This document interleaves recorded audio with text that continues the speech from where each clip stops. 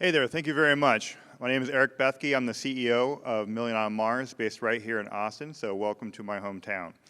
I'm going to talk to you about where is the game industry going to go, and I'm going to start with Web 2 versus Web 3, and also compare that a bit with player-created content. Now, I know what you're thinking already. You're like, what? Dude, it's South by 23. Dude, we were talking about blockchain gaming last year. We're now talking about generative AI now. Get with the program.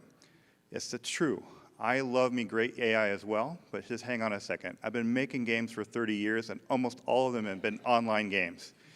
All right, I've built the Starfleet Command series of games. I've got a lot of stories, and over that time period, the game industry has grown from being a $45 billion industry to a $200 billion industry. That's come on the basis of magical transformations of technology and creativity, but also from a relentless drive on the business models.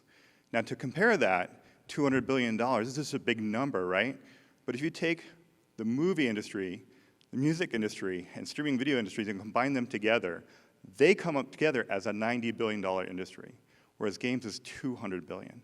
Now, money's not everything, but we certainly measure a lot about the world about money. So how did it get there, and where's that money going? That money going right now, kind of sadly, is concentrated to just 8 corporations that are making $200 billion. So that's one hint of where the game industry is going to go. That's going to get disrupted.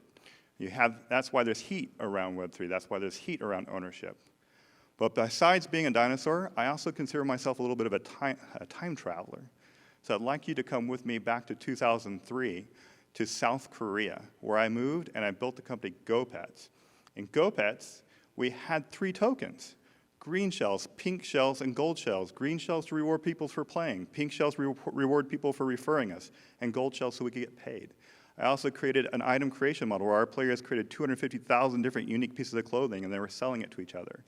With that company, I sold it to Zynga and learned how to do great big casual games. I became a general manager there, worked on leadership on FarmVille and MafiaWars, and I just keep on learning how to make better and better virtual worlds, or now as we call them, the metaverse, right? But I know you're thinking, and that's just a bunch of JPEG Ponzi schemes and a bunch of bullshit and scammers and crap like that. It's true. There is a lot of crap. But I want you to understand that there's meat underneath those bones. The game industry keeps on collecting business models and makes them better and better. I've taken everything I've learned and I've built a new game, Million on Mars, and it's an optimistic MMO. It's about humanity settling the solar system with deep crafting chains, and I'm so thrilled to be alive. It's my life's work. I used to work at JPL.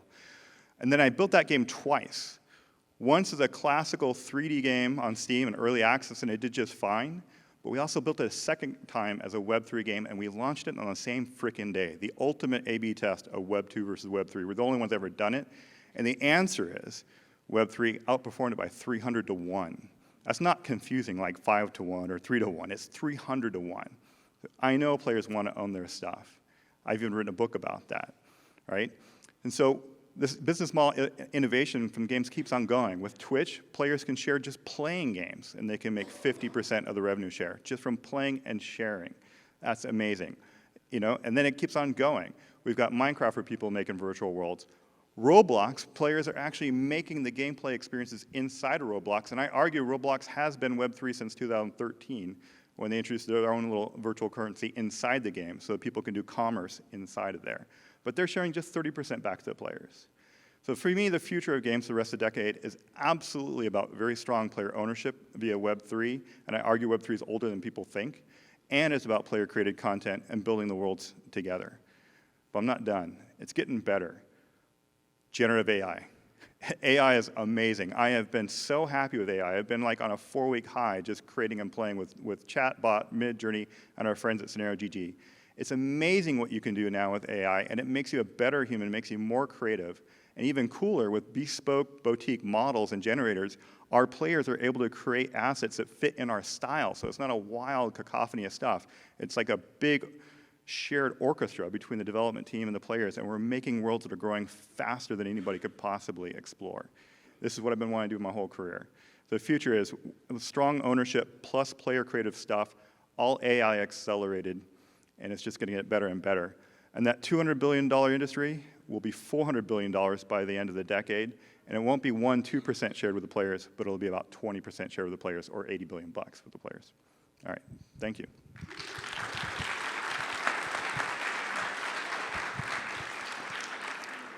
Thanks for bringing in some real-world stats.